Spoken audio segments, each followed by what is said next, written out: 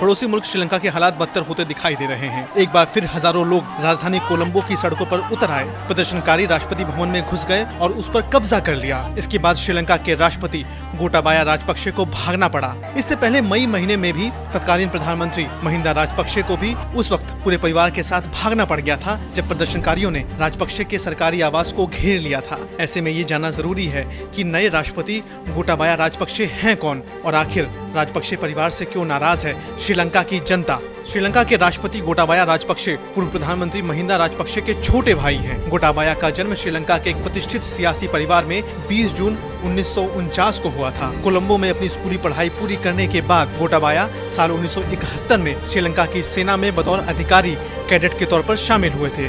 साल 1983 में उन्होंने भारत की मद्रास यूनिवर्सिटी में रक्षा अध्ययन में पोस्ट ग्रेजुएट की उपाधि हासिल की। साल 1991 में सर जॉन कोटेलवाला रक्षा अकादमी के उप कमांडेंट नियुक्त किए गए और 1992 में सेना से रिटायर होने तक इस पद पर बने रहे।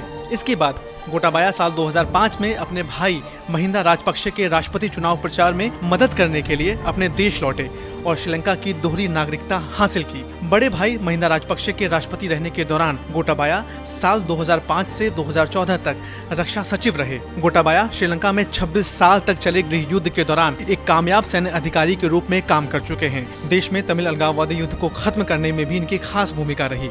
इतना ही नहीं, लिट्टे को क्रूरता से दबाने में गोटाबाया की अहम भूमिका के चलते ही उन्हें द टर्मिनेटर के तौर पर जाना जाता है। वहीं गोटाबाया पर गंभीर मानवाधिकार के आरोप भी लगे।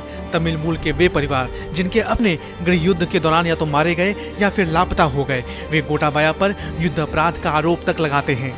दरअसल श्रीलंका की सियासत में राजपक्षे परिवार का वर्चस्व है। श्रीलंका की मौजूदा सरकार में राजपक्षे परिवार के 5 सदस्य मंत्री हैं। 4 भाइयों के अलावा परिवार का एक बेटा भी मंत्री है। खुद गोटाबाया राजपक्षे देश के राष्ट्रपति हैं। इतना ही नहीं, बतौर राष्ट्रपति महिंदा राजपक्षे के कार्यकाल के दौरान इस परिवार के सदस्यों को 40 मंत्री पद भी दिए गए। कहा जाता है कि इस परिवार ने श्रीलंका की सियासत में परिवारवाद और भाई भतीजावाद को जन्म दिया। साल 2019 में आर्थिक पुनरुद्धार और सुरक्षा मुहैया कराने जैसे वादों के चलते गोटाबाया चुनाव जीत गए, लेकिन वो जनता की उम्मीदों पर खरा नहीं उतर पाए। उनकी आर्थिक नीतियां फेल हो गई और सरकार आर्थिक मोर्चे पर पूरी तरह नाकाम साबित हुई। कोलंबो को सुंदर बनाने की परियोजना के लिए झुग्गी झोपड़ियों में रहने वाले लोगों की आशियाने उजाड़ दिए गए। रासायनिक उर्वरकों के इस्तेमाल और आयात पर पूरी तरह बैन लगा दिया गया। श्रीलंका को ऑर्गेनिक हब बनाने के लिए सरकार ने फैसला तो लिया, लेकिन इससे श्रीलंका के एग्री सेक्टर पूरी तरह तबाह हो गए। खेती करने वाली एक बड़ी आबादी ने इससे मुंह मोड़ लिया, जिससे देश का कृषि उत्पादन आधा रह गया।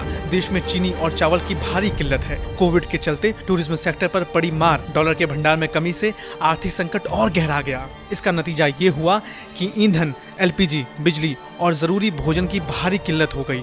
रही सही कसर देश पर चीन के भारी भरकम कर्ज ने पूरी कर दी। यही वजह है कि लोग राजपक्षे से तुरंत सत्ता छोड़ने की मांग कर रहे हैं।